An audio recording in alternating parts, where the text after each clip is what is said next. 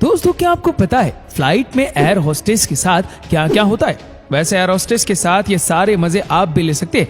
Air hostess की ये 10 खास बातें जो कोई नहीं जानता, जिसे देखकर आपको भी यकीन नहीं होगा। आज के इस वीडियो में हम आपको एरोप्लेन और एयर होस्टेस के बारे में ऐसी ऐसी बातें बताएंगे जो कि पायलट और फ्लाइट अटेंडेंट द्वारा हम सबसे छिपाई जाती है। दोस्तों अगर आपने कभी फ्लाइट में ट्रेवल किया है तो आपने नोटिस किया होगा कि फ्लाइट में एंट्री करते दौरान आपका स्वागत हमेशा एयर होस्टेस करती है, लेकिन इसके पीछे सच्चाई बिल्कुल उलट होती है। वो एक्चुअल में पैसेंजर्स की काउंटिंग कर रही होती है और अगर फ्लाइट अटेंडेंट ऐसा उनके सामने करेंगी तो पैसेंजर्स को ये बात बुरी लगेगी। इसके अलावा फ्लाइट में एयर होस्टेस के लिए एक स्पेशल रूम भी होता है जिसमें 2 बेड लगाए होते हैं और साथ ही एक टीवी भी होता है। और फ्लाइट में काम करते दौरान जब वो ज्यादा थक जाती है तो बारी बारी जाकर वो रेस्ट कर लेती है और कई बार तो पायलट्स भी वहां पर प्लेन में ऑटो पायलट मोड लगाकर रेस्ट करने के लिए जाते हैं।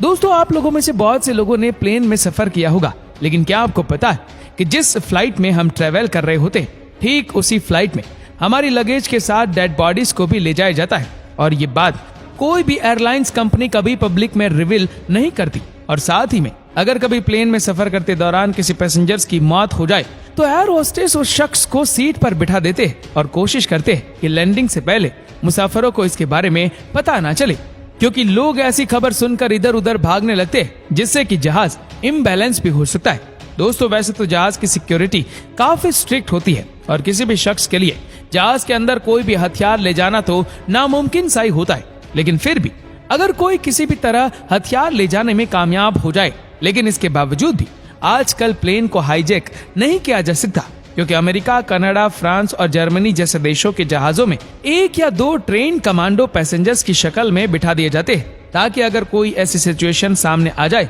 तो इसे हवा में ही निपटाया जा सके। लेकिन हैरानी की बात तो ये कि इसके बारे में ना तो एयर होस्टेस और ना ही प्लेन के पायलट को बताया जाता है और इस सर्विस को एयर मार्शल सर्विस कहा जाता है। दोस्तों 99% लोगों को ऐसा लगता है कि जब प्लेन में इमरजेंसी सिचुएशन होती है तो उसमें ऑक्सीजन सिलेंडर होते होंगे जो हमें इमरजेंसी के टाइम पर ऑक्सीजन देते हैं, लेकिन दोस्तों आपको ये बात शायद नहीं पता कि प्लेन की खिड़की के ऊपर हमारे लिए ये सिर्फ एक छोटे से में ऑक्सीजन होती है जिसे केमिकल ऑक्सीजन जनरेटर कहा जाता है और इस कैन से हम सिर्फ 10 से 15 मिनट ही जिंदा रह सकते हैं। दोस्तों ये बात 99% लोगों को नहीं पता होगी कि जो खाना हमें फ्लाइट में दिया जाता है उसे करीब 2 से 3 दिन पहले ही प्रिपेयर करके रख दिया जाता है और ये बात थोड़ी शॉकिंग है कि वो खाना सिर्फ हम पैसेंजर्स के लिए ही होता है और ये खाना कभी पायलट को नहीं दिया जाता, क्योंकि उन्हें ये पता होता है कि प्लेन का खाना खाने लायक तो बिल्कुल भी नहीं होता। वैसे दोस्तों आप में से ज्यादातर लोगों को पता होगा कि एरोप्लेन में 2 तरह की सीट्स होती है,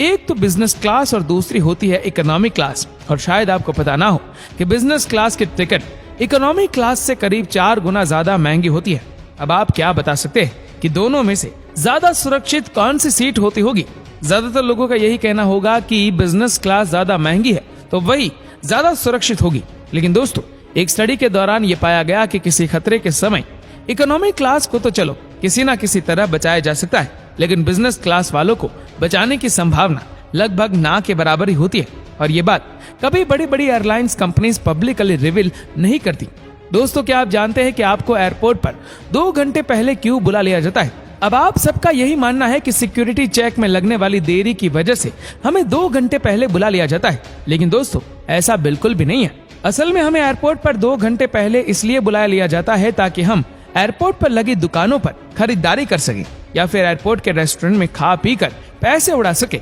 और ऐसा करके एयरलाइंस कंपनीज लाखों रुपए कमाती है। इस बात को एयरलाइंस की दुनिया में गोल्डन आवर कहा जाता है।